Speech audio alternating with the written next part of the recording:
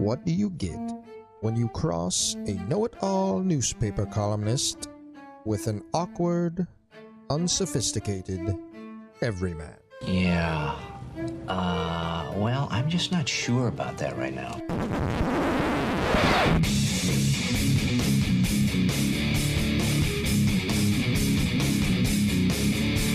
Welcome to Couch and the Roo. Welcome to Couch in the Roo, presented by Skyman Premium Cannabis, inspiring everyone to look better, feel better, do better every damn day of their lives. And our Tuesday night show, presented by our friends at Muskox High Quality Flannels.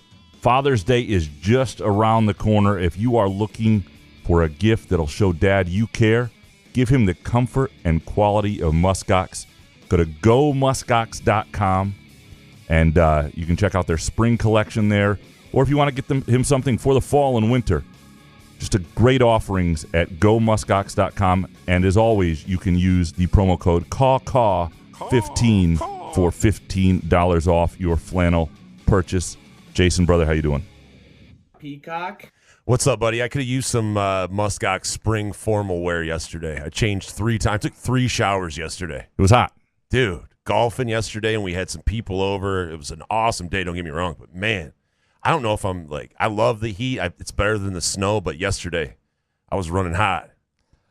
Yeah, we've got our AC pumped up to 67. We don't even know what it is in the house. Like, I make sure that 30-year-old air conditioner is working. Doesn't it feel great, though, having that central AC and, like, when you come in on a hot-ass day?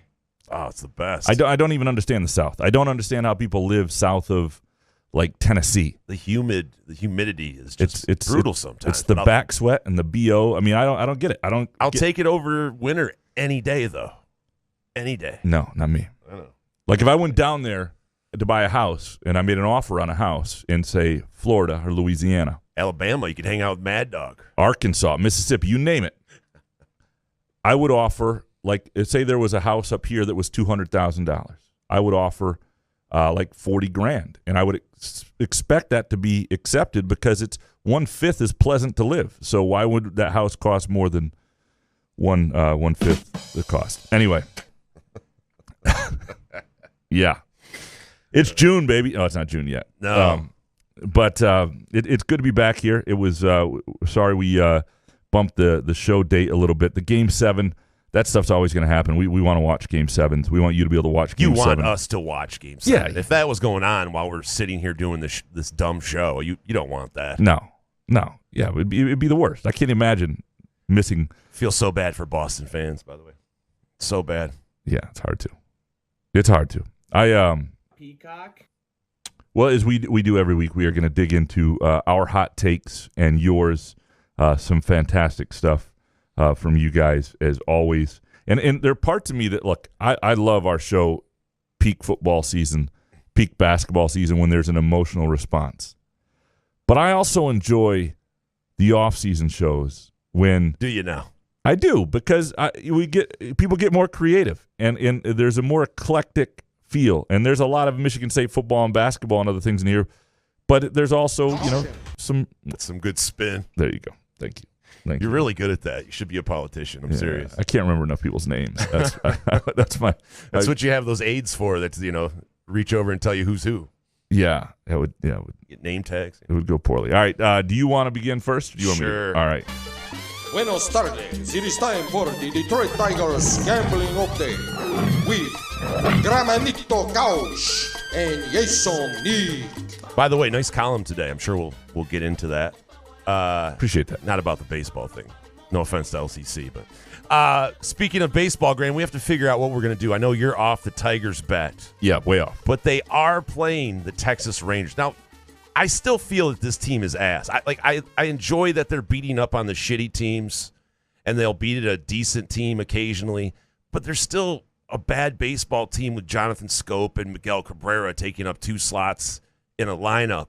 So I think there's spots you can pick.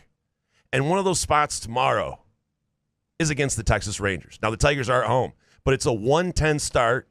Not sure who's going to be on the bump for the Tigers, but Dane Dunning, who's 4-0 with a 1.67 ERA, is going against the Tigers. The 1-10, the early start, Graham, I think this is an opportunity to kind of jump on this, maybe a little -1.5 kind of run line thing there. Maybe parlay that with Tampa Bay, Chicago Cubs, and the under on that little early morning parlay, or early afternoon parlay to start your gambling day. Well, and I do think that Eduardo Rodriguez is now on the injured list as well. So there's been some. Why not? So there's been some shakeups. Yeah, and Scooball, he's going to do some rehab assignments. I mean, they're just. Yeah, Joey Wentz's ass. Matt Vierling's on the injured list. I don't know. I've enjoyed, like, the division is so bad that I want to see if they can be competitive. I get that the Rangers are better than them at 7-6 as we do this now. I mean, there's just the Tigers. I think if we're going to do something, we should just bet against the Oakland A's, who are like 10-40 something or whatever the hell their record is. Too much juice, though. I mean, people still believe in the Tigers right now, so where you could get some value. I don't know, out of betting against them. I'm not saying it's enjoyed their success, is what I'm saying. Are you really enjoying it? Beating up on this AL Central? I mean, it's just a depressing division. We talked earlier though that it was July 7th when shit was going to get real for the Tigers. For me personally, I want to revisit it at the beginning of July. And is there a stretch who's going to pitch for him? If Rodriguez is on the injured list. They've been doing fine. I mean, yeah. They've been doing fine.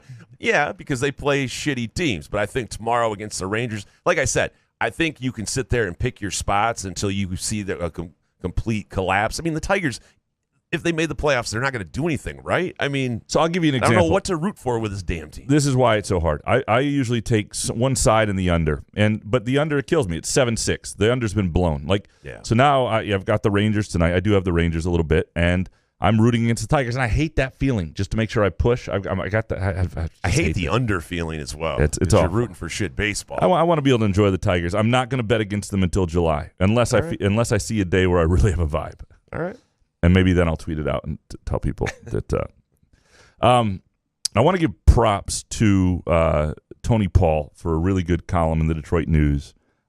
He talked to Susie Merchant, sit-down interview with her, first person to really talk to her at length since she was let go at Michigan State or stepped down. It was pretty clear from the interview.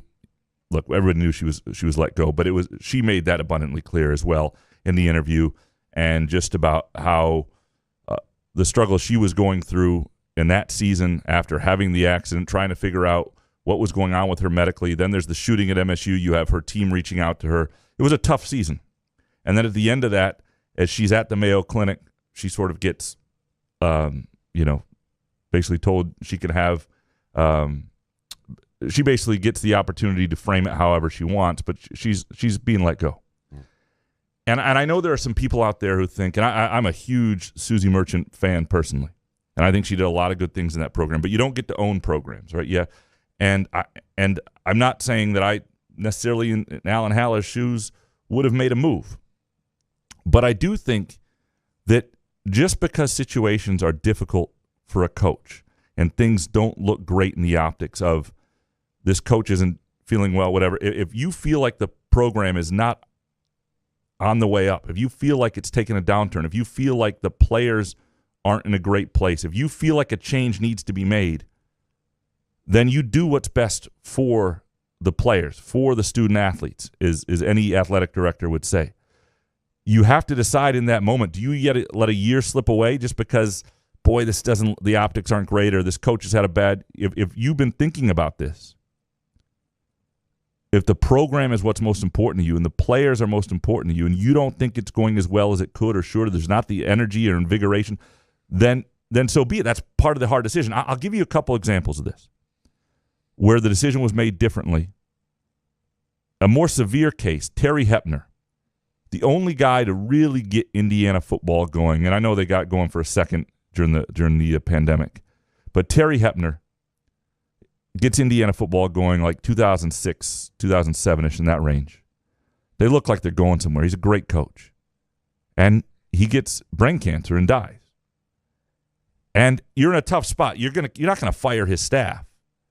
But everybody in the world who knew football knew that Bill Lynch, the former Ball State coach, who was his top assistant, who took over the program with that staff, was not going to keep that trajectory going up.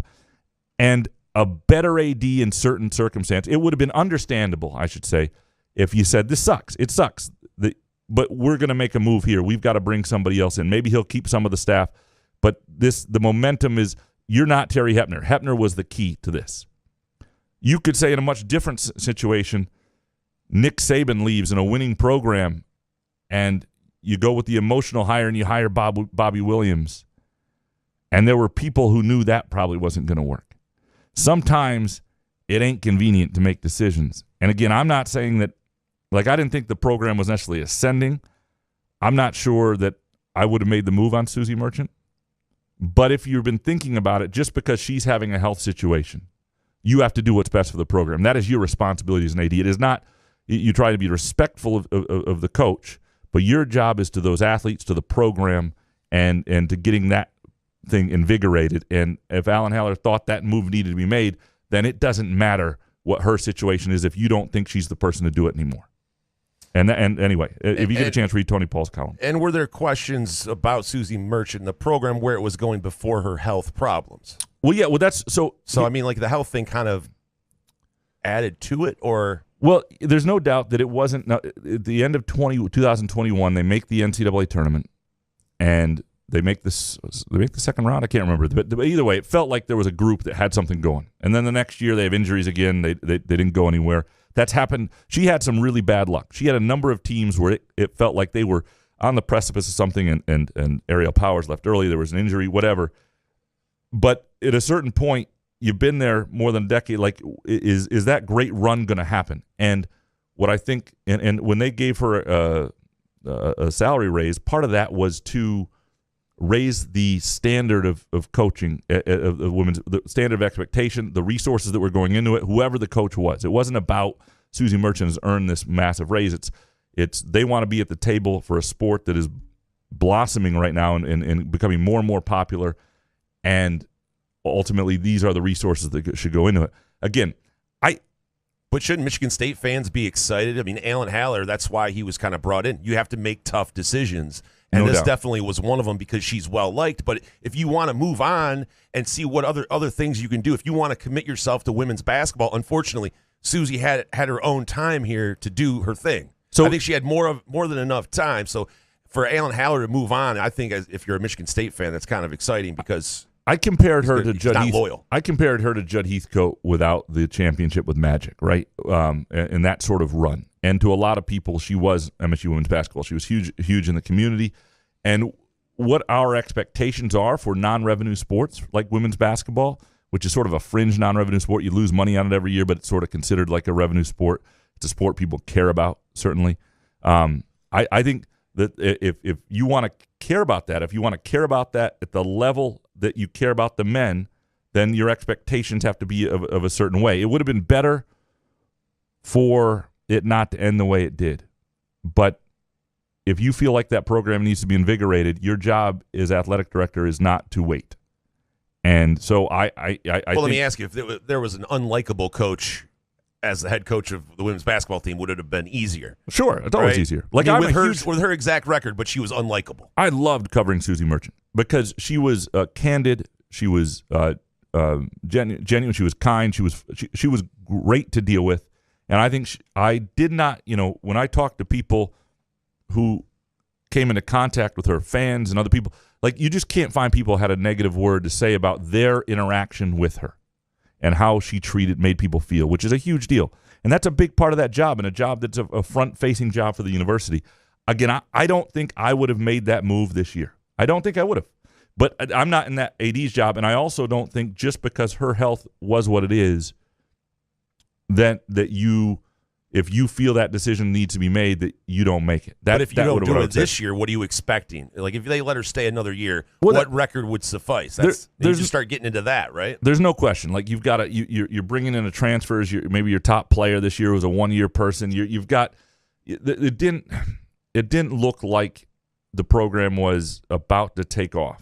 And so I get, and he made a call. Anyway, my whole point on that was I'd seen a little bit of response that basically, it was a shame that she was in the spot she was when she was let go, and it is a shame.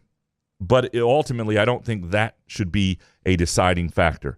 Whether if you think it's time to make a move, your chief responsibility is to the student athletes and to the program, and you try to do it with as much dignity as it's possible. almost impossible for Alan Haller to make any kind of move and have it be 100% positive either way. Yeah. So you have to do it, and that's what with the D'Antonio and the loyalty we've talked about, even with Mel Tucker.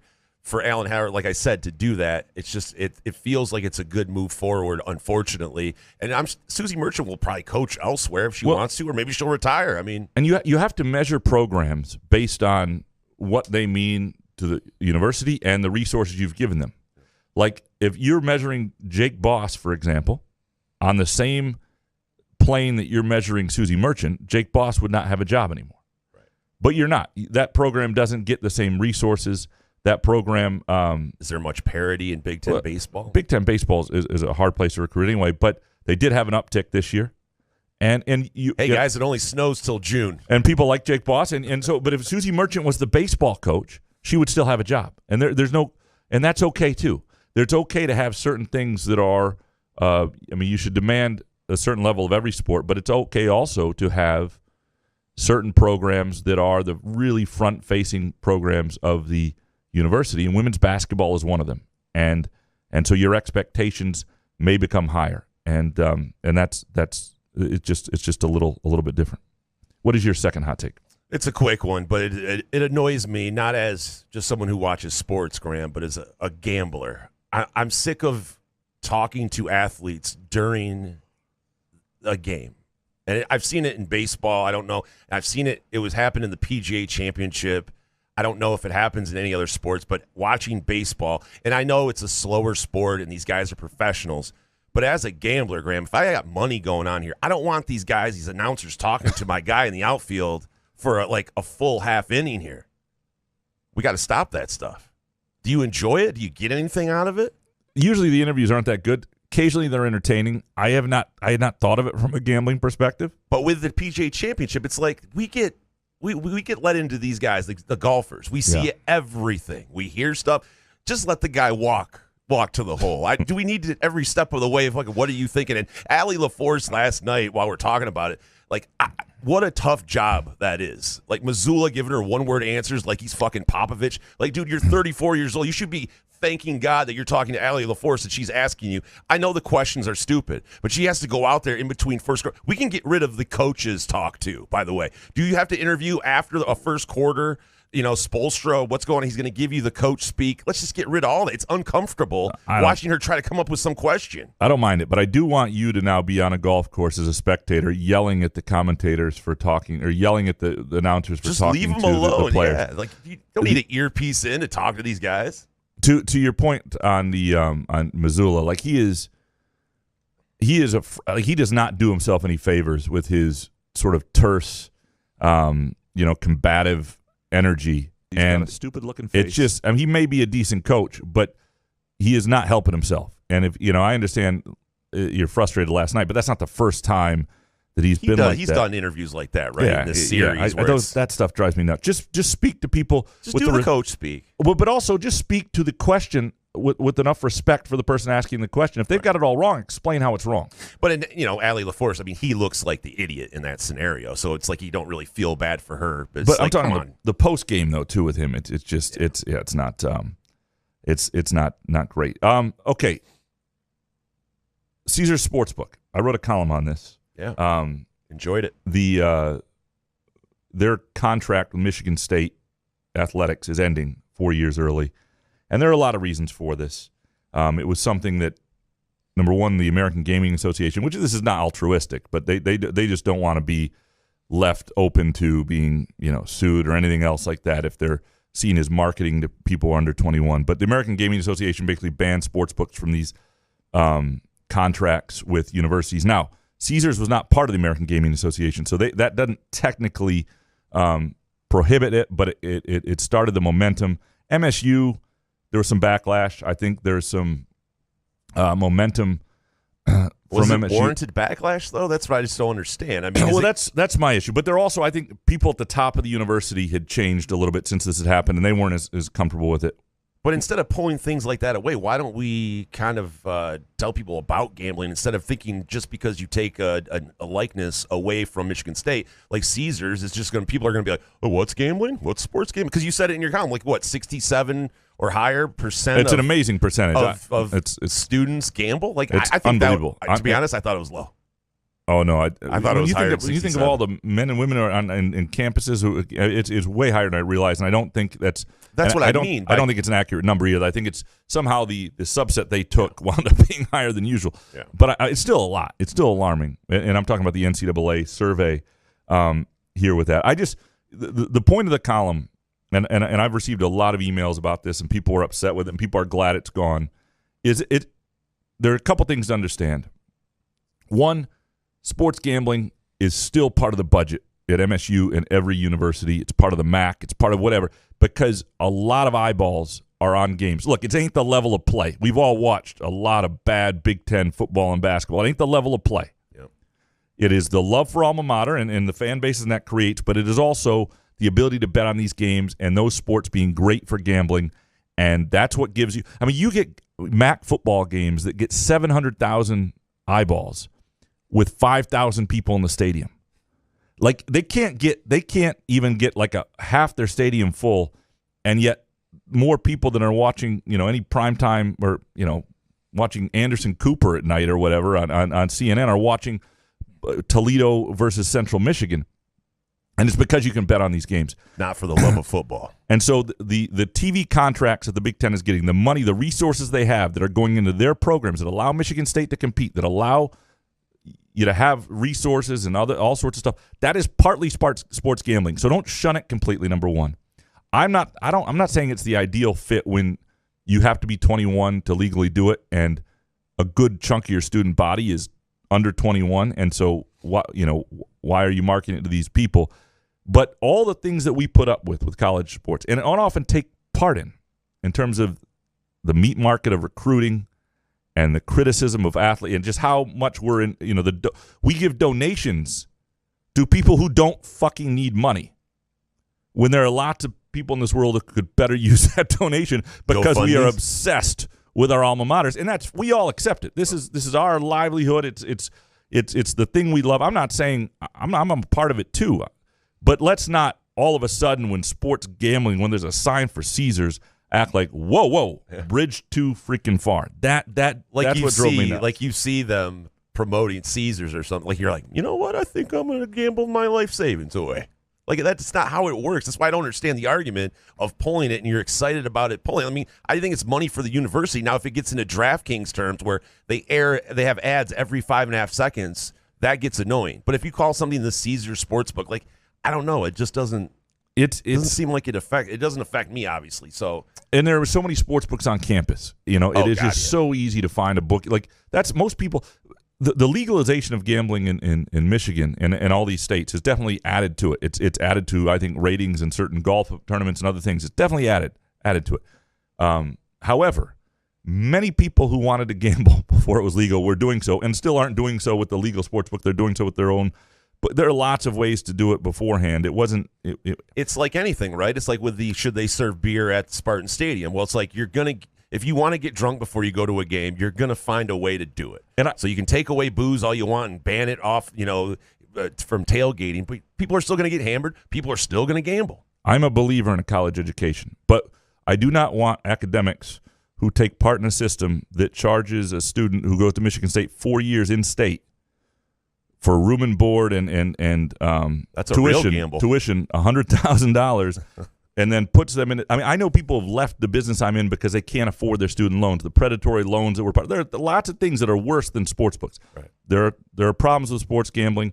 The people get addicted. It can ruin lives. Saddles people with debt worse than gambling. At least you had a shot with gambling. Well, no, you don't really have a shot. But well, you know what I mean? More of a shot than you like $100,000 in student debt. And I'd also say the lessons you learn from losing $1,000 at 21 are better than the money you might have at 41 in the way you can ruin a life.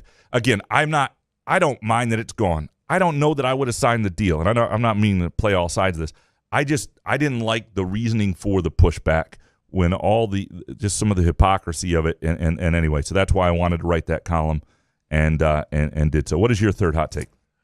I got to say, I don't know if you've watched this yet, Graham. Now, I enjoy the UFC. I like boxing. I like sports where you can defend yourself.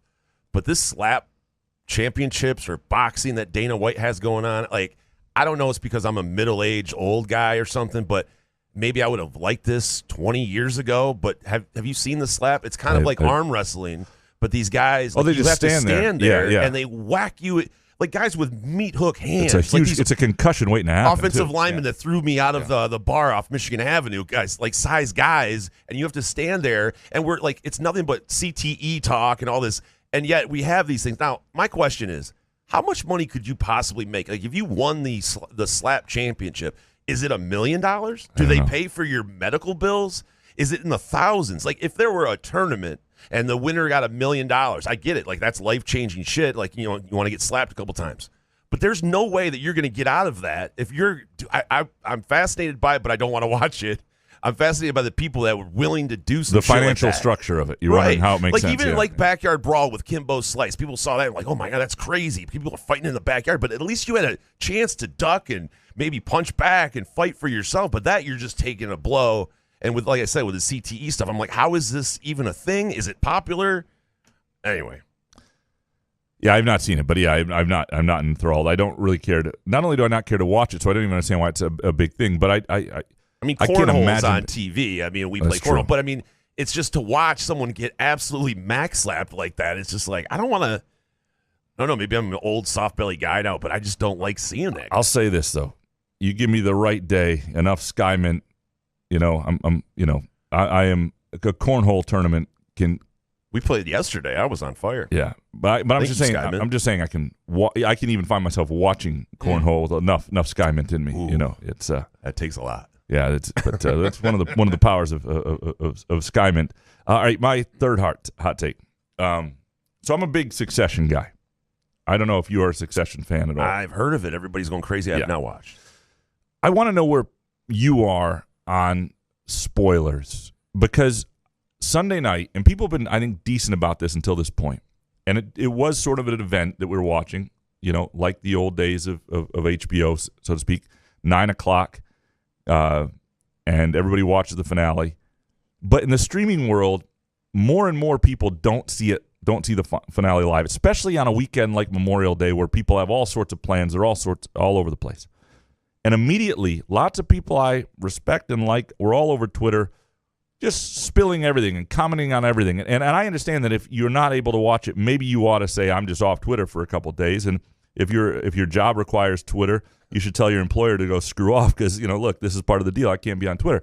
But I also think there was just zero respect for the idea that maybe like the Last Dance, and that was more live than this, and maybe it's okay. I just wonder where you are on the idea of spoilers immediately after a show like that maybe half the audience is going to be streaming later. You know what? I haven't really had to deal with that.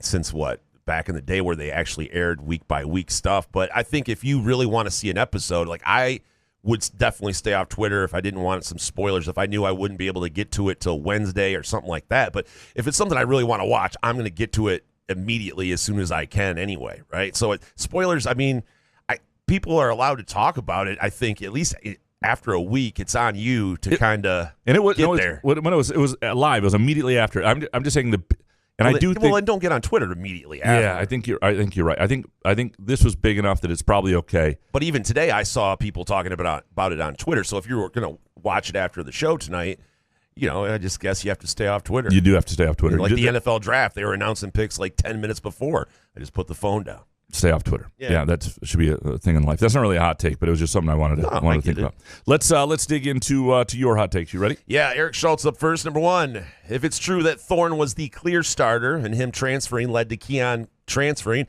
it's yet another massive red flag on the Tucker tenure. 2, Ozone's Brewhouse is the best brew pub in Lansing, and there isn't a close second. 3, I love how Graham's go-to excuse for Mel Tucker seems to be, well, this stuff is hard. No shit, Graham. When your salary is $9.5 million, there should be 2 truths. 1, your job is hard, but 2, you're an effing boss at it. All right. These are good. real quick on Ozone's, and obviously I like Ozone's a lot. Best soccer bar in town. Great soccer bars will be open at 7:30 a.m. every Saturday. That should be one of the. I will say that I would like to see them move to truly owning the soccer audience, which means you got to be on the European schedule. It's a tough schedule, tough staffing, but you got to move to it. And obviously here we are partial to Midtown Brewing Company in of course Front 43. Let's go to the number 3 here. My excuse for Mel Tucker. Well, this shit is hard. I don't know if it sounds like that's what I'm saying.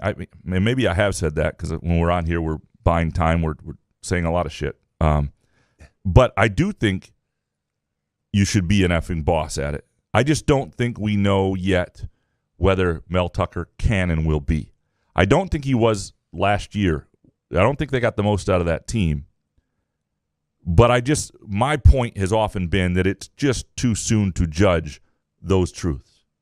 And I think part of that is when you just look at the roster, and again, I go to the timeline, and I know it sucks, and I know people don't want to hear it, but the timeline is what it is. I was about to say, that's your go-to excuse. But you can't move up. You can't move up the timeline because you get tired of it. You know what I mean? That doesn't change the timeline. You should see things that are signs that he's an effing boss at it. And for $9.5 million, we just talked about how you judge Susie Merchant. He's going to be judged a little bit based on that. Now, the other advantage he has is at $9.5 million, it's really hard to get rid of you. And so the people there who have hired you and are paying you really want you to do well. But if he was making $5 million, there'd still be an uproar, right? No. Well, there would be people would be frustrated with him, but there wouldn't be the uproar of the money. The money is the fact that he's being paid like a top 10 coach in the sport. So would Tucker be on the hot seat if he made $5 million? No. Okay. I don't think so, because he shouldn't be. At least I would write the column that he shouldn't be, because at this point, like you have, if you want to be, as Logan Roy would say, if you want to be serious people in athletic administration and administration in university, you have to give a coach time. Now, there can be exceptions to that. There can be a Bobby Williams quote, "Have you lost your team? I don't know." There can be moments where shit gets so bad that the timeline changes. But outside of that, you got to give somebody time, and somebody that you hired to bring in and recruit at a different level, who has notably mostly recruited at a different level, you got to let that play out. I forgot about the Bobby Williams quote for a second. DeUper next. The NCAA went too far in policing amateurism, and the resulting backlash got us the current NIL chaos. There's only one way out. Within 5 years, we will see student athletes directly receiving a salary from the school and conference and working under 2-year employment contracts. I do think this is an interesting point. There will be something that changes. I don't know whether it'll truly be employment contracts.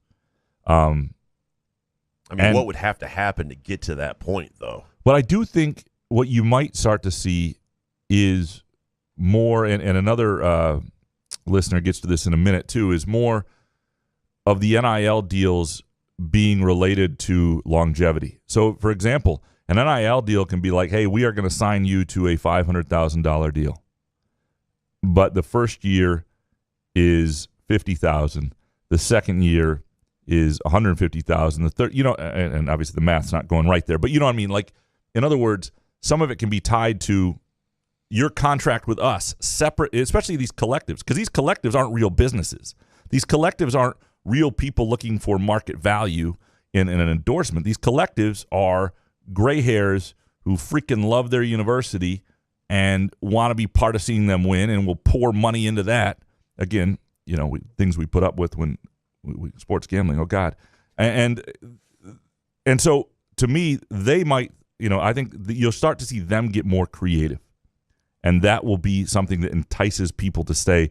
That most of their NIL deal will be backloaded, or that their NIL deal will be predicated on them staying for a certain amount of time, because those things are all separate from the university. I don't think you're going to see, because if you do 2-year employment contracts, then you have to give multiple-year scholarships. These coaches can't run guys out either. Yeah, I don't think you're going to see 2-year employment contracts. I do think you'll see, it's possible you'll get to the point that student-athletes are employees. But at least DeUper has an idea, right? It's better than anything else I've heard so far. No, I respect how to solve it. Gary Lipka next. In 2019, Michigan State football had 4 players on its roster that were 4 stars coming out of high school. They currently have 23. Yeah, there's an uptick. I mean, Mel Tucker is recruited decently well. Has it been the wave that people felt coming last June? And we'll see what happens this summer, and then how many of those guys stick around. $9.5 million, Graham. There has to be some 5-star guys, right? Here's what I would say to the 9.5 is with that comes the expectation you have hired a coach to eventually get you to a level where you are competing year in and year out with the expectation of making the 12-team college football playoff. There will be a few years you fall short, but year in and year out, this should be a program that's thought of in that realm. That's what you're paying for. But you have to let him get to that point first. Like we said, 2024, you ought to start to see it. 2025, it ought to be there.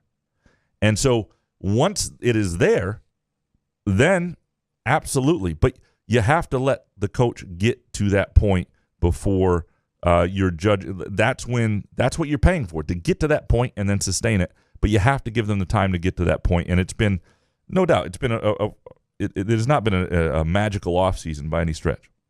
Mike Scott next. Number 1, the only way to improve the NIL system is to sign players to contracts with money and years spelled out. No doubt. 2, the Lions need to go all in this and next year, given their quarterback situation. In 2 years, Goff either gets a ridiculous contract or the Lions start over with a young guy. 3, Eric Spoelstra is the best head coach in the NBA, and it's not close. And Jimmy Butler might be the only guy in the NBA not named LeBron, Giannis, or Jokic to deserve a max contract. Butler, man. These are really good. And by the way, playoff Jimmy's great, but, man, regular season Jimmy. Mike Scott is going to be our gift card winner this week. These are really good.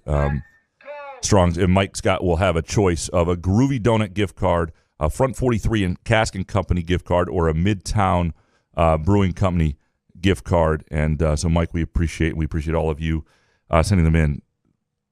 Quick couple things. Let's do. We got into the NIL thing, which I think was a really good point. And I think there are lots of ways to improve it, and there are lots of big thinking that needs to go on. But this is one of the ways to create some level of stability given the situation we're in. In 2 years, Goff either gets a ridiculous contract or the Lions start over the young guy. I don't think they'll ever give Goff What's ridiculous contract mean? Like, what are we talking? Well, like you're the next guy to get paid sort of deal. I don't think that'll ever happen for him. No. Because I don't think he's viewed as that guy. Even if they win a Super Bowl, I think the lessons of the Joe Flaccos are out there. And I do think Holmes and these guys are savvy enough to understand that when you do that, you have to have a guy who can carry you. And let's see how Goff starts this season, because we know how it started last season. He was really, really bad in about 7 games. So my sense with the Lions brass is they're all in on Goff until they're not. Well, you kind of have to be with the way there's some bad quarterbacks in the NFL. And right, but you're also, what good does it do a team that has high hopes if you are wishy-washy on your starting quarterback? You want to blow confidence into this guy.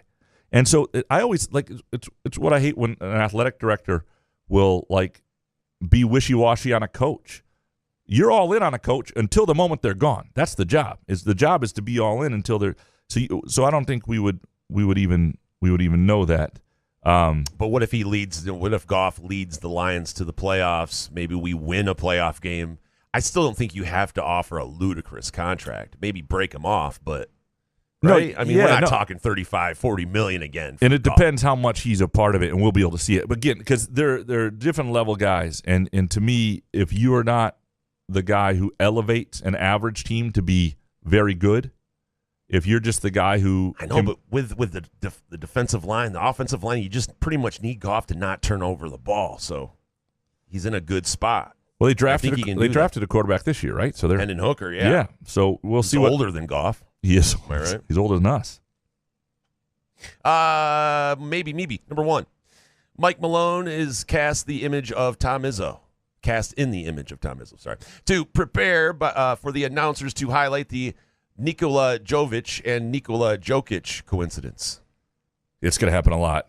Did they go to high school together or something? No, one's on the Heat, one's on the Nuggets, or one was drafted. I don't know what Jovic is. He was drafted by the Nuggets. I don't know if he's actually on the where he is on the roster or whatnot. But there will be a lot of that. I'm actually looking forward to this. I think this series. You don't think it's going to be good? sweet? Wow. I mean, Miami used all they had. I just don't know. It could be one of those, like, you remember the 2004 with the Pistons and Lakers, and it was a sweep, and you thought the Lakers were going to do something, but I don't know. I hope it's a great series. I'm definitely done betting against Miami. That's sort of where I'm at in this world. Because Well, you were good for 3 games before yesterday. Yeah. Professor, number 1, Jokic will be named finals MVP. Bonus, corn dogs are vastly underrated, especially with a bit of spicy mustard. I do like a corn dog, naturally. Yeah. I think they're properly rated. Yeah? Yeah. I think corn dogs are, if you ask someone, you're like, you have one? Or I mean, like, and they're like, all right, I guess I'll eat one. Right now, I really want a corn dog, just reading that line, but I'm hungry. And Well, yeah. Elizabeth, get ready. I like it with ketchup, though. Fire those up in the air fryer. I would like a corn dog. By the way, I loved your 3 TV setup you had. Oh, for the Premier League relegation Sunday. That was a lot of fun. Andrew Gauthier came over from Groovy Donuts, and we watched the games. And so you had a game on each TV, huh? What we did is we had the 3 relegation battles. So there were 3 games that really mattered in terms of teams getting relegated out of the Premier League. And then once the Leeds game was no longer all that interesting, then we just switched to, I think it was Liverpool-Southampton, which was really interesting and fun. So we just switched to like the most fun other game on the third TV. It was a blast. It was a great way to, it's something I'll probably try to do occasionally next year is get 3 going in the morning when I think there's multiple. That 10 a.m. time slot on a Saturday sounds like a lot of fun. I know a lot of people. Other people sent me theirs, and Steve Horn, has like 11 up. They do. I think every year they do all the games, or how many games there are. 11 seems too many, but you know what I mean. Yeah. Ken Shu next. 8 seeds in the NHL and NBA surviving multiple best-of-7 series to reach the finals is epic. I like it and I hate it. I do not want people to ever stop. I don't want the regular seasons to become less and less meaningful. And the NHL, I hate to bring it to you, are. the NBA is. I'm watching the playoffs. I love the NBA playoffs, the regular season. These guys just don't play enough. But you would watch a good Pistons team in the regular season. 1,000%. Yes. Yeah, so that's what I mean. The NBA to me is largely, and I'll watch, a Thursday night Warriors game or a late night game that's on sometimes. But ultimately, the NBA to me is regional until the playoffs. I will watch. And it's almost unbettable.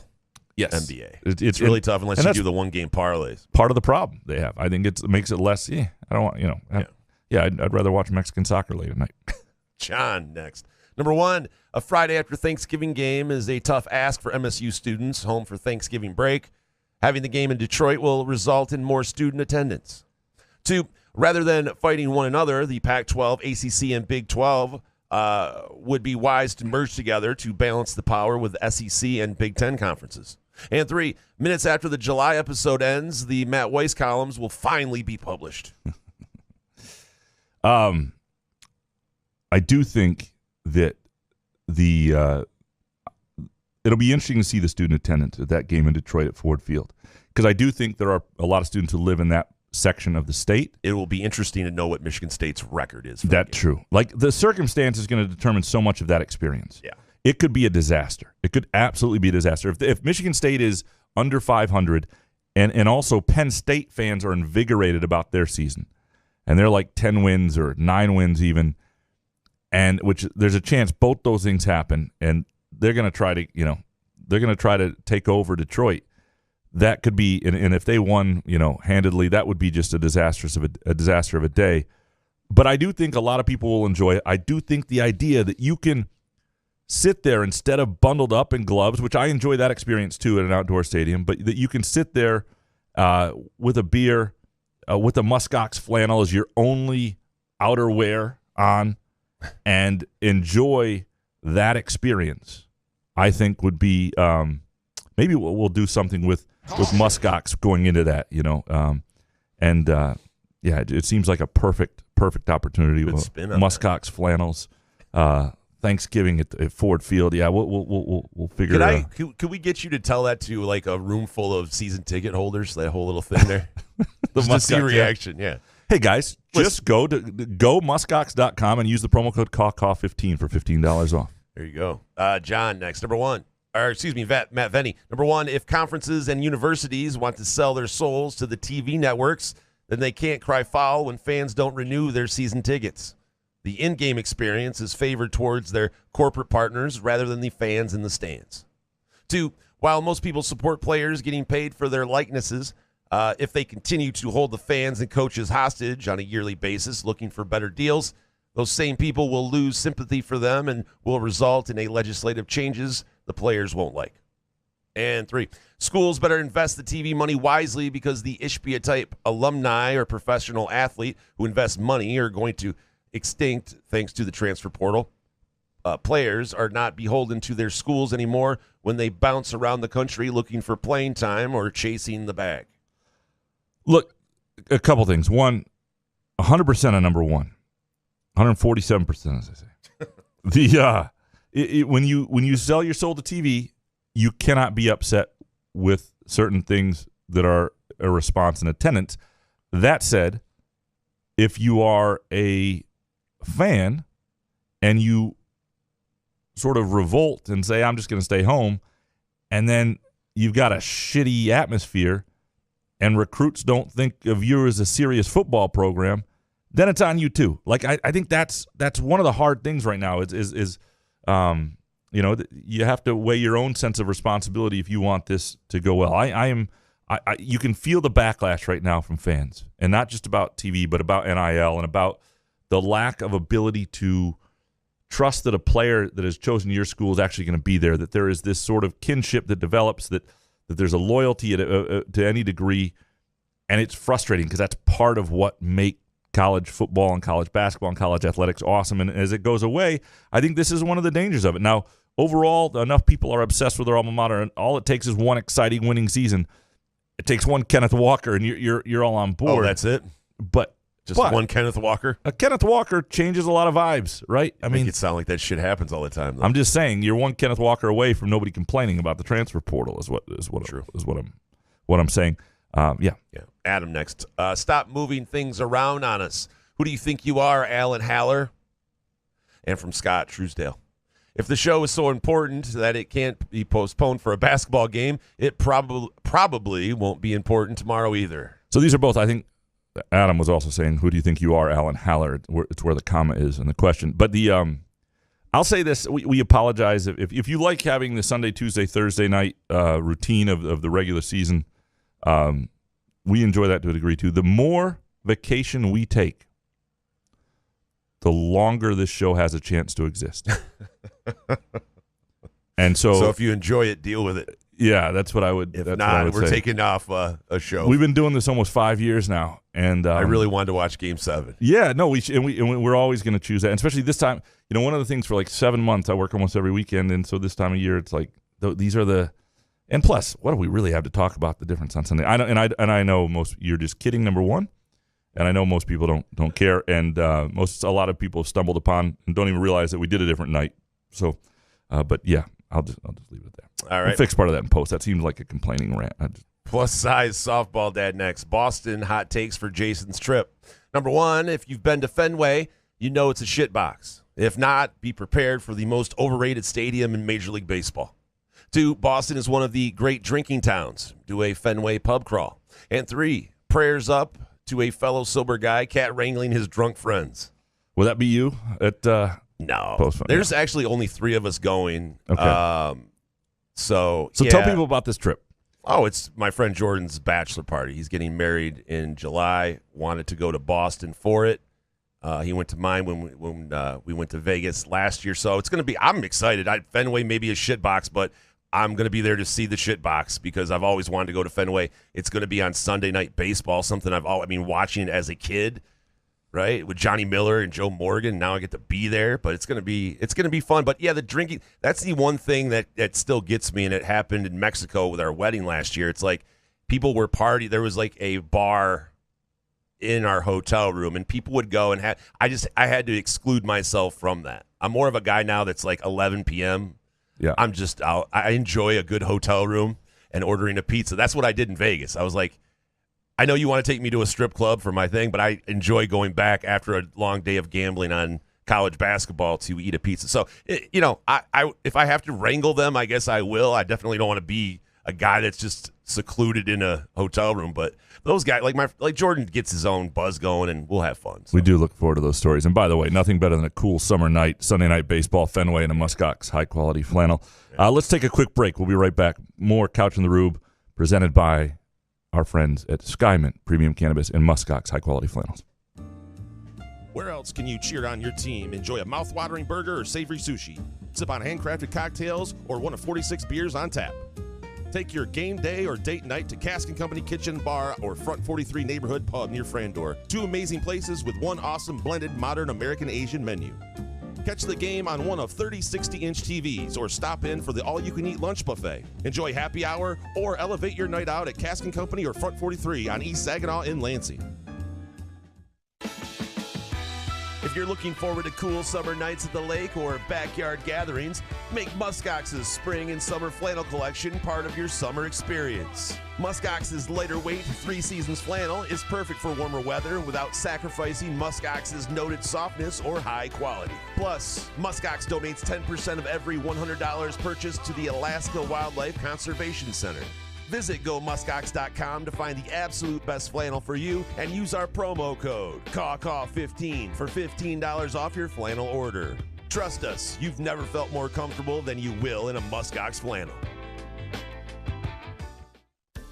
Firekeepers Online Casino and Sportsbook is the site to play. Get your Vegas on right now from your phone, tablet, or laptop. All the hottest slots and tables, plus sports betting featuring in-game wagering. Download the app at firekeeperscasino.com. Go with the name you know. Firekeepers. Terms and conditions apply. Must be 21 or older and located in Michigan. Gambling problem? Call the Michigan Problem Gambling Helpline at 1-800-270-7117. Find Couch in the Rube podcasts on Spreaker, iTunes, iHeartRadio, Spotify, YouTube, Facebook, Google Podcasts, CastBox, and the Rube's favorite podcast addict.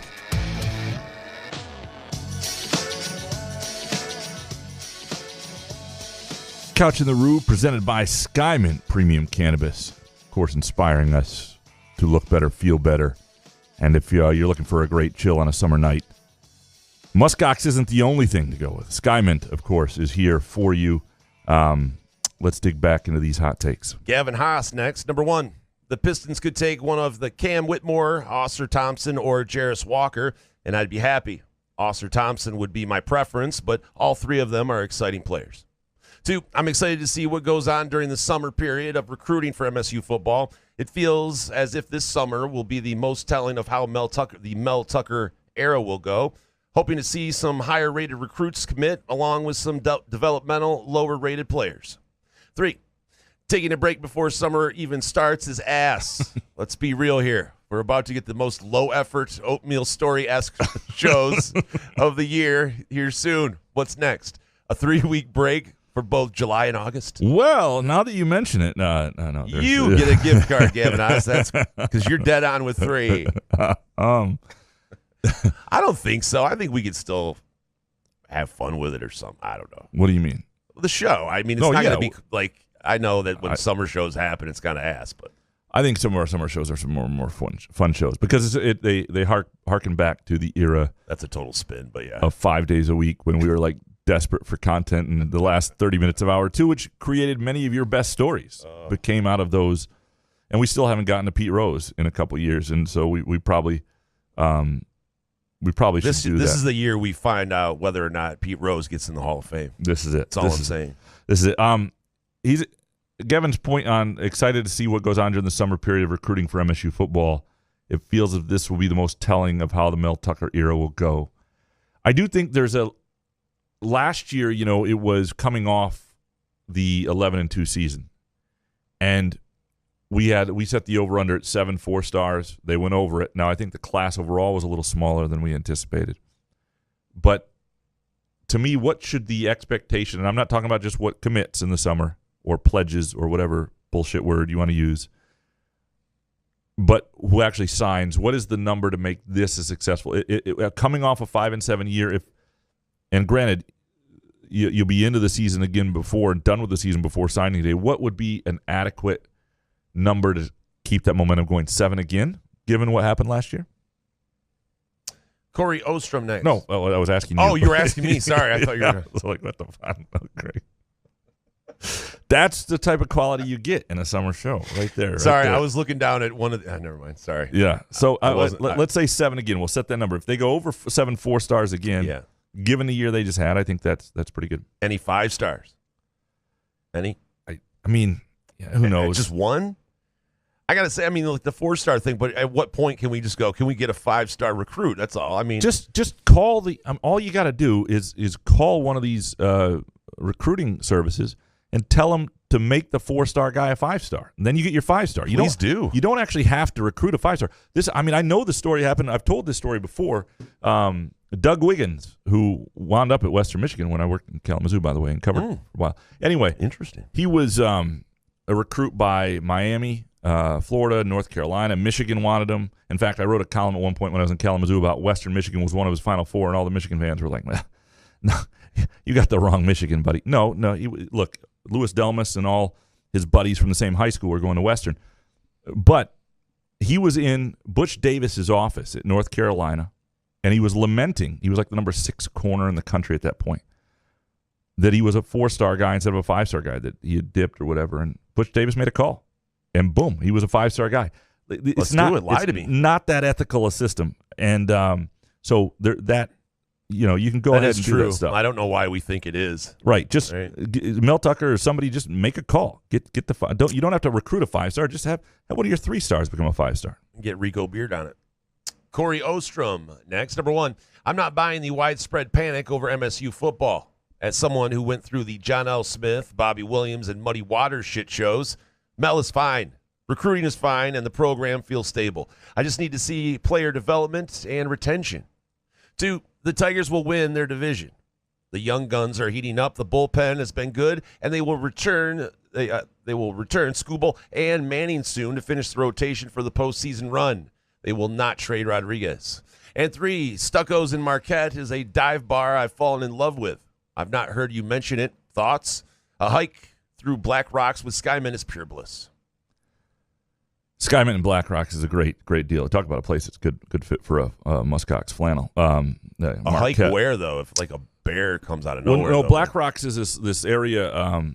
Right, it's on the Presque Isle. It's there's no bears in Presque Isle in Marquette, at least that I've seen. Well, not that I've seen. I think you're fairly safe there. I do not think the Tigers are going to win the division, but it is a historically bad division. So even though, like, right now they're taking a beating by the Texas Rangers, the rest of this month is still doable. Like at the end of this month, the division is bad. Like if nobody's going to start pulling away or playing a lot better, there is a chance that the Tigers are like 3 games under 500 in late July. I'm here for and it. Still though. still very much in the. So they could win the division. Would it surprise you? It just everything would have to go right. It seems right. By the way, my story on Doug Wiggins was almost a story worth telling. Presented by our friends at Midtown Brewing Company.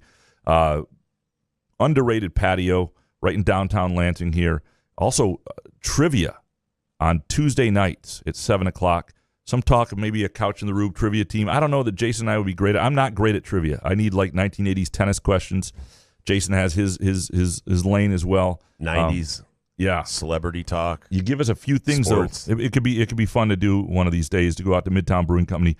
Tuesday night, you can put your own trivia team together if you want, and that's in downtown Lansing, 402 South Michigan Avenue. And you kind of do it like a golf scramble, right? Like a trivia thing. You have one person that's good in something, and then no doubt the most it's kind of fun, like building a team a little bit. Most fun I've had. Right, you want generations to be different. Like I've been on trivia teams where like, God, we don't have enough old people here, like because there will be questions where it's like, God, we could really, and then they're always you get to a point where there are people that are somewhat annoy you, but they're good at trivia, and you have to decide, do you want to lessen your social experience to include them in the group to have a better chance to win? And that's always a tough dynamic. A long time ago, years and years ago, but the guy would bring notes.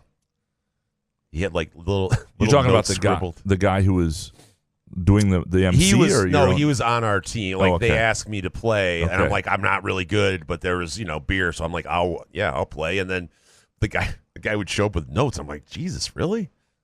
People take it that serious, but I'm always offended because the geography questions are difficult and the politics questions are difficult.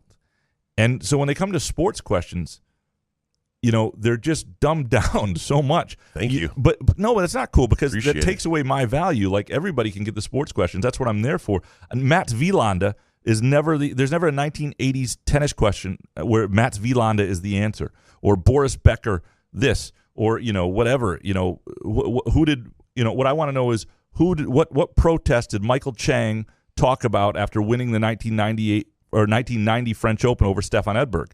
The protesters, the students in Tiananmen Square. Like, that's never an answer. That's never a fucking answer. It's always like, who won the last Super Bowl? It's like, great, thanks, that's great. I hope that's a question next time you play trivia. Your mind would be blown. AI God next. Number 1, if the Lions are serious, they go get DeAndre Hopkins. 2, MSU's entire football team is upgraded besides quarterback, which maybe can still be upgraded. 7 wins is the floor. 3, none of this behind-the-scenes stuff is going to change viewers in college sports. Casual fans don't know or care what happens behind the scenes. Yeah, I don't know. I mean, I think over time it could ding it a little bit, but you're right. I mean, we are. It is our. What's a casual fan like? Someone kind of like Treese who watches Michigan State, and then if I have a game on, is that casual? Right. Yeah, and they're going to watch the big games, the event games, all the time anyway. Yeah, and it is true that it's sort of like English soccer, that people are so into their schools largely that it would take a lot for that to be. But I'm sure it's a story they read about still, and maybe have some sort of knowledge or an opinion. And you can get turned off by something if you're a casual fan, and when you have options, you can absolutely. The idea that the entire MSU football team is upgraded besides quarterback, which could still be upgraded, but that there's a chance that the team is an upgrade, it is absolutely a possibility. It is one of those things that we fill conversation pieces for like 8 months in the off season, and we don't know the development that's happening. And if you really want to start feeling good about Mel Tucker, and Mel Tucker wants you to feel good about him, if he and his staff, if this team not only wins 7 games, but that doesn't feel like they look like a team, like a program that's making moves a little bit. Like, oh boy, but that's a better line of scrimmage. The defense has got some guys now that are make some plays, and that's not a weakness. Like, that would be a huge step and would change the vibe around things substantially. John Crager next. Number 1, there is no such thing as good tequila. All tequila is ass. 2, Trey Mosley goes over 700 yards receiving. He will also have 2 multi-touchdown games. And 3, Jaden Akins is a lottery pick next year. You don't see a lot of juniors becoming lottery picks. It happens. But Akins certainly has certain skills to be a guy who's on NBA radars. And but if that is true, number 3, that means MSU had a pretty good March if Jaden Akins is a lottery pick. Or at least a really good year. Akins had a really good year. Yeah, no doubt. No, if you badly want Akins to be a lottery pick, because that would mean a lot of good things probably happened. I will say there's good tequila out there. I don't drink anymore, but I will say the higher price stuff obviously it gives you a really good buzz. Yeah, I don't if hate you buy I'm saying $15 a shot tequila. You don't have to go crazy, but I don't hate tequila. Yeah, I'm not. Chris Eastlick, boo. Number 1, weather's nice now. Number 1, haven't watched the finale, but last week's Ted Lasso was a doozy. Sad to see it end. He's going for a gift card. 2, the weather this weekend was incredible. I'm sure Graham only complained twice. 3, speaking of hot takes, the weather this week, Graham is allowed to complain this week. Just make sure it's to Darren Rocco and not me. And bonus, Jimmy Butler is a bad man. Yeah, it's going to be nasty. Just make sure it doesn't rain on Thursday. That's softball nights. So that Darren Rocco. That's on you, Chris. You know that, and we've talked. Yeah, no, I didn't even mind today. Like, it was hot, but it wasn't like, I mean, I was up in your neck of the woods, not really your neck of the woods. I was up in Hemlock watching Ovid Elsie baseball play a district game today before the show. Yeah. Good buddy of mine's son, who I've known his entire life, is a senior on that team, and I wanted to see him play before he was done. Is that the guy that lives in Ovid? Yeah, it's the guy living in Ovid. The guy that I brought his prize and tried to run from. Yeah, that was In his garage. an awkward moment. You want to tell that story because a lot of people don't remember it. I don't even know what the contest was or what prize he won. He won some sort of prize, and we delivered on the prize, which is also sometimes. But Graham decided, since I live in Ovid, that he was going to saddle me with this, and it was dark out. I think that was part of the issue. I don't like entering people's I had to put it in the garage, and I was like. So Therese was driving, and I was like, keep the car running, and I'm going to drop this off and run back to the car. Let's get out of here because I don't want to see him in the garage. I don't know. I've never met him. I'm sure he's a great person. It wasn't that. It was more me and being in someone's garage and, did he know I was coming? But then they opened the door, and you were, running away, right? I ran, dude. Yeah. I ran just because, it's just my natural instinct. Just flight. It's just get out of here. And I'm sure it would have been fine. We would have yucked it up or something like that, but it's just – I'm a different person now. Maybe I probably would have hung out for a minute, but back then, the anxiety gets to me, right? If you're at someone else's house, I just don't like to. I wish I were relaxed and able to just do stuff, but I have this anxiety problem shit that I'm just I don't want to ruin someone's day by going in their garage and scaring the shit out. Another story presented by our friends at Midtown Brewing Company. Absolutely. By the way, go to midtownbrewing.net to check out their menu and their awesome beer selection. I'm a huge fan of the American Stout. It is one of my favorite beers in this world. Kevin from Rochester Hills next. Number 1, the Tigers will win the division. 2, Le'Veon Bell would have won a Heisman if he smoked weed before games at State. 3, Michael Block's 15 minutes of fame are up. Yeah, I mean, he did have one interview that did not seem... Oh, bullshit. The Rory one where he said if I had his length. I'd be better. But come on, man. No, it's something I would say. It's fair. I'm being honest. Yeah, right. No, if I was as tall as, Kevin Durant. No, I'm not just kidding. But if grandma had balls, she'd be grandpa. I'm just saying, but you're going to bust the guy's balls because he was asked a question and he's open and honest. That's what worries me. If we start doing this to guys, no one will open up anymore because they're scared of ridicule. Great point. Let's fix that in post. Take that out for me. And by the way, Le'Veon Bell, did he come out and say that he smoked weed before games or something? He must have. How in the hell? I always think of that. You hear these guys that smoked weed before NBA games, and when I dabble in some Sky Mint when I'm out, there's no way. Yeah. I can do golf and tennis, but I've only grabbed 3 offensive rebounds since 2015. I can't imagine making that sort of effort if I had any Sky Mint in my system. Do a couple bong rips. Maybe you'll just turn into a rebounding machine. Nick Palmer next. Number 1, even though I love the conveniences of living downstate, there is nothing like summer in the UP. Here. 2, AJ Hinch is a top 5 manager. We don't deserve him. And 3, I've been getting a lot of weird looks when I wear my caw shirt. I assume people are just jealous. That's all it is. That's all it is. Absolutely. Appreciate you, Nick, by the way, for wearing that. The summer in the UP is as good as it gets. I mean, it is. Because for somebody who doesn't like the oppressive heat like me too, you avoid a lot of that. But what about guys like me that I don't want to drive 7 hours to get to it? Well, the UP is only 4 hours to the bridge. To get to Marquette is 6.5. Oof. But it's you can. I guess I could do that. And if you're up there for a few days, it's not so bad. It's a long weekend. It's the drive home, right? It's always the drive home. The drive home is not great. The worst drive I've had in a long time was the last drive home I did from Marquette. Because we get up there, this is last summer, and my wife was supposed to be hosting a wedding shower thing. She was maid of honor in a wedding later in Marquette that she went to without me. But again, because it was like a Michigan State Wisconsin football game. I can't go. It's one of those things. I can go to your funeral. I can't go to your wedding. And she has to explain it at the event of why you're not there. They kind of get it. Like this year, for example, my grandma turns 100. And my Auntie Christine will not move the date so it's convenient with me. She wants it the Saturday right after it happens, which is the Michigan State at Minnesota game. So I'm probably not going to be there. I mean, I could skip the game, and as I told my mom, I can go to her 100th birthday, but then I can't go to her funeral. So you tell me which one. I'm not missing both. I can't skip 2 football Saturdays. Hopefully one doesn't happen before the other. I'm just kidding. We'll figure it out. I'll see my she is 100. I mean, that's impressive. She is, and I will get out there to see her at another time. My grandma is also, while she's in great shape physically, is not. She will not. It will not matter that I am not there. Put it that way. The deal is for for What a other nice people. way to put it. Yeah, Should have thanks. stopped that about 30 seconds Yeah, ago. I wish that entire bit was no longer had not been discussed. Entirely. Although But her body's still there. I mean, you guys get it. what I mean is, she Like, was, all right. so we went out when she was in her 90s.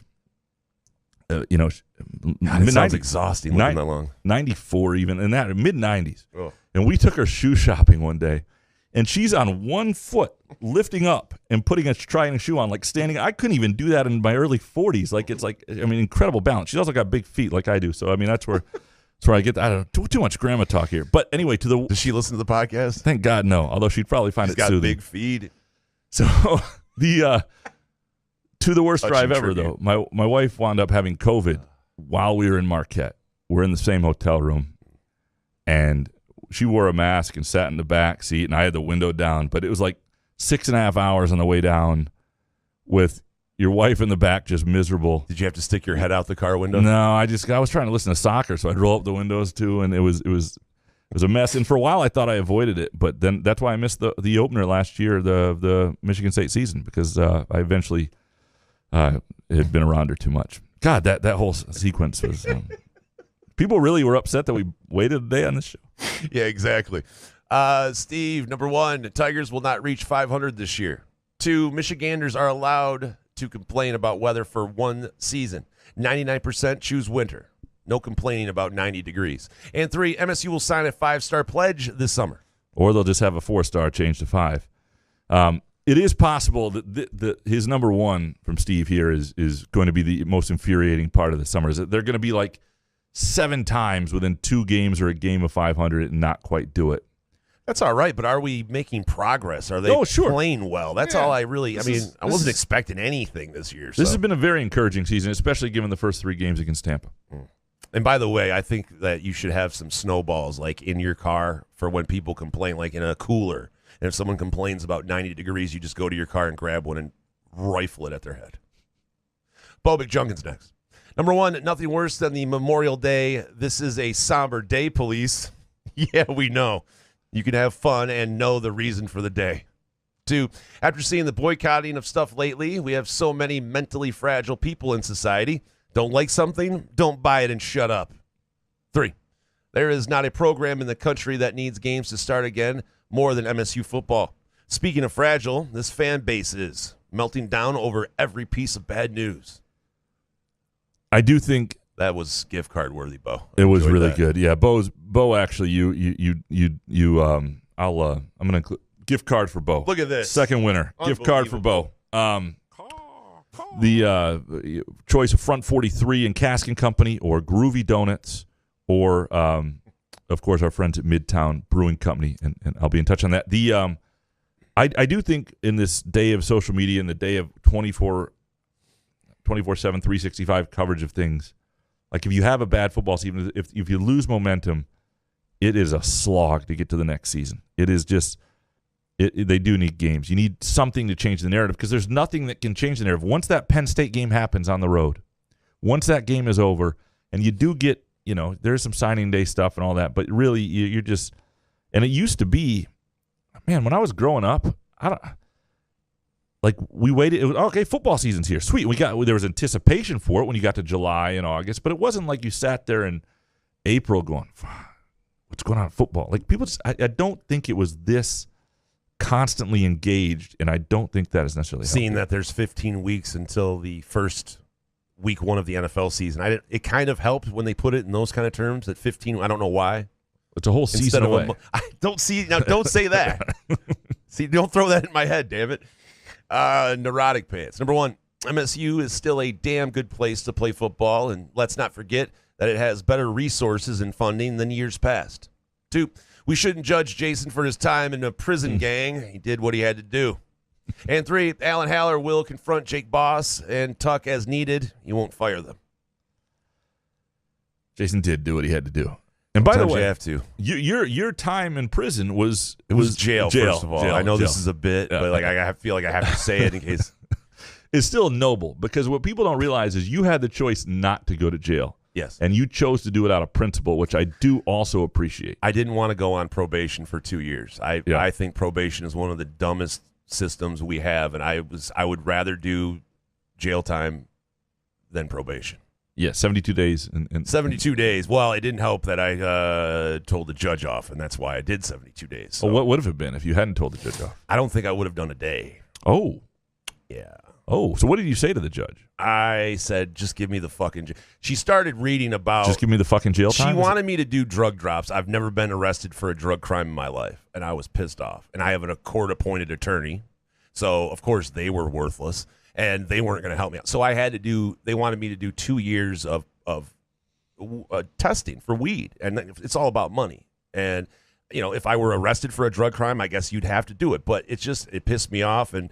She started reading or telling me a tale about how marijuana leads to crack cocaine, and I just blurted out, I was like, just give me the fucking jail time. Let's go. And then I started yelling at the bailiff, and it just got out of hand, and then next thing I know, I'm in jail for 72 days.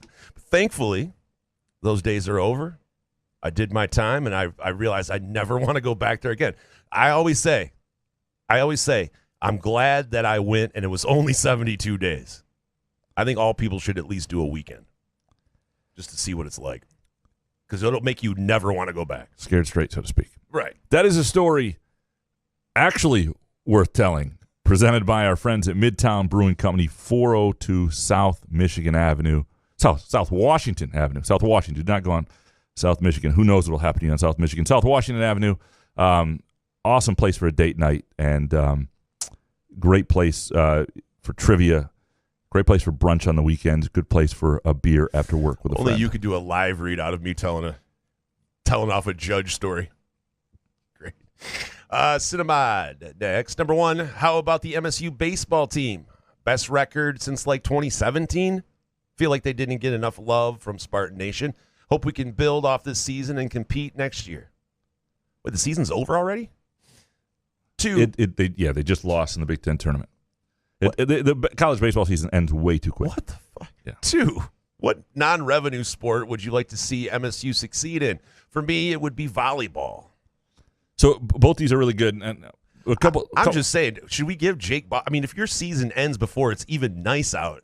Oh, entirely. It's bullshit. And the softball season, the softball team did not play a home series after April.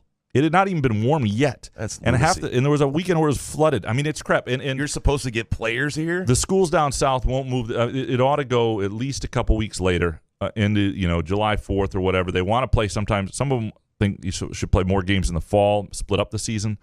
But certainly starting later, and the southern schools don't care about that because they don't want to bask in the back sweat of the later part of the year, and they're cool in February and all that stuff. But it's just such a disadvantage. It's why if you win a national baseball championship, you didn't really win a national baseball championship. You won a half the nation baseball championship, the warm freaking area baseball championship. What non-revenue sport would you like to see MSU succeed in? For me, it would be volleyball. I think volleyball would be a fun sport to see what would happen if they became really big again, and whether. Well, haven't they been good at times? They've been really good. They pack that place. They do. No, what I mean is, like, if they were a Final Four, like if they got back to a Final Four and had repeated years where they were at that level, would it become like an appointment type thing in East Lansing? I think there's a chance for that, and I think women's basketball has a chance if they get really good to become. That sport itself is just growing in ways. I think that would be. And it would be fun to have a good men's basketball and a good women's team. I think people want to support a good women's team. And they've been good, but they just haven't been good. Right. Fart soup next. Number 1, the biggest issue with the Shemy scandal was that a grown-ass man goes by the name Shemy. Can we all start calling Couch Grammy? Yes. Just Dominic. Grammy. 2, best cake in Lansing. Cakes a bloomin'. Delicious red velvet and cream cheese wedding cake. It was a fantastic wedding celebration. Oh, that's right, man. Congrats.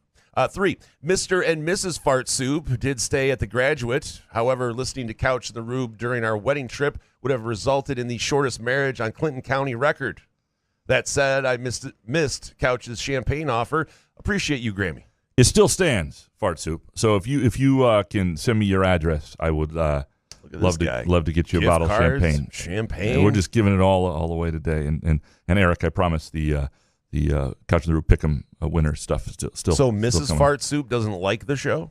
I just think no. But Or my story about telling a judge to F off. She doesn't like the nickname Mrs. Fart Soup. Well, naturally. Well, yeah. I can understand that. I get that. Sports Guy 1919. Alternative headline. Liberal MSU fans get man fired for out of context tweet. Liked tweet. Oh, Jesus.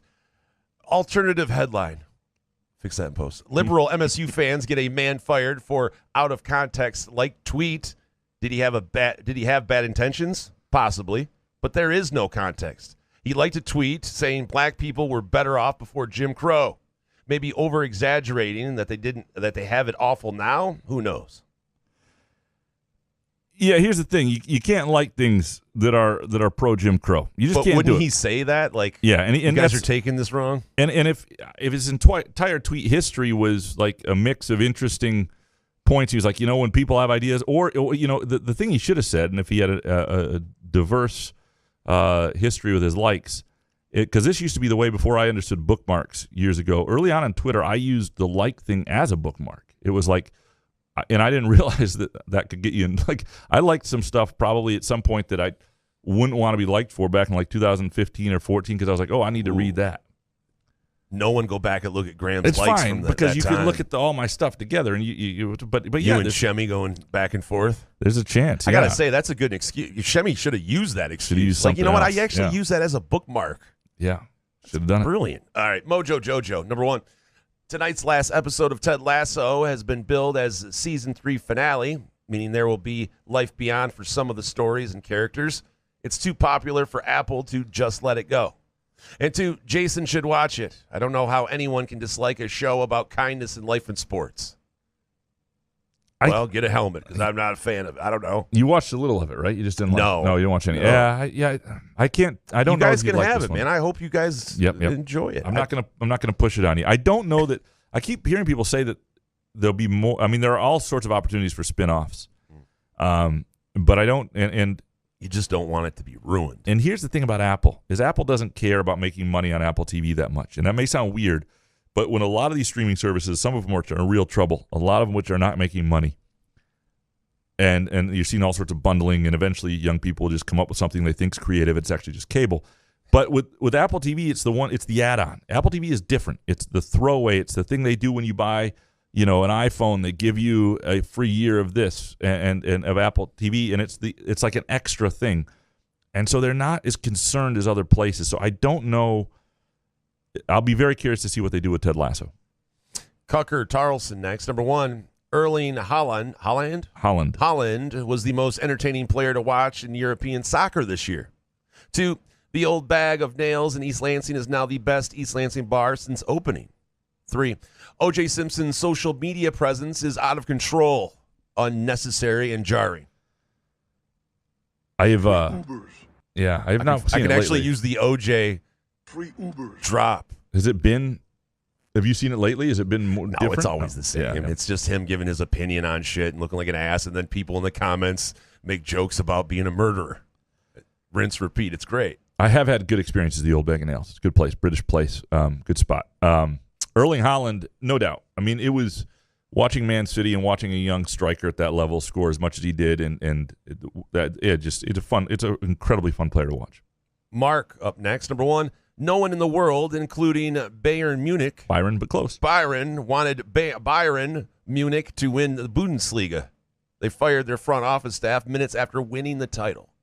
2, the Everton match rivaled the 2013 Big Ten Championship game versus OSU in terms of sheer terror and excitement, an emotional roller coaster.